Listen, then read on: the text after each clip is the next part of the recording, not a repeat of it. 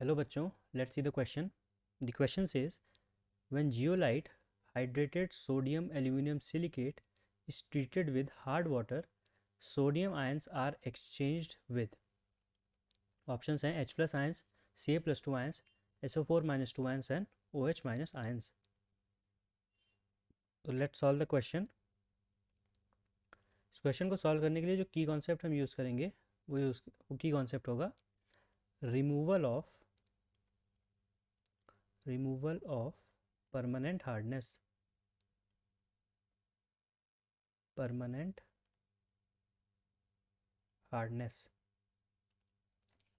तो permanent hardness क्यों cause होती है? Permanent hardness is caused due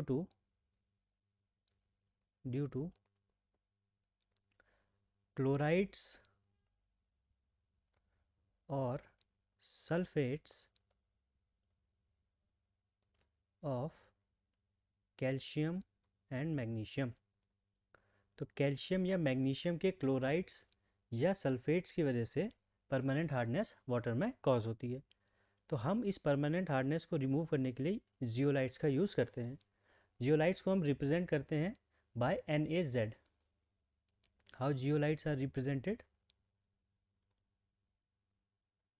Zeolites are represented by NaZ, where Na is the sodium part और aluminium silicate वाले जो एनाइनिक पार्ट है उसको हम Z के रूप में रिप्रेजेंट कर देते हैं.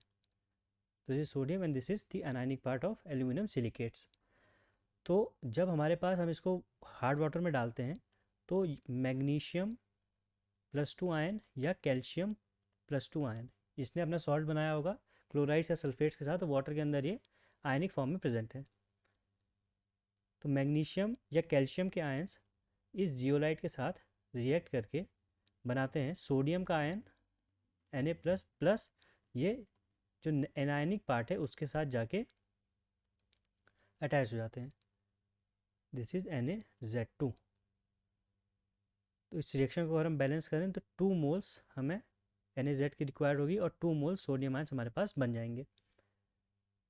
तो यहाँ से हमारे पास ये हम आयंस को पॉजिटिव आयंस को जियोलाइट की प्रेजेंस में या जियोलाइट की मदद से हम रिमूव कर लेते हैं.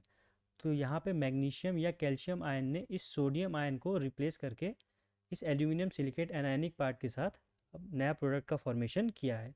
तो जो सोडियम आयंस एक्सचेंज होते हैं वो होते हैं मैग्नीशियम प्लस 2 आयंस या कैल्शियम प्लस 2 आयंस से. So the final answer of this question will be option number B. Hope you have understood it well. Best of luck.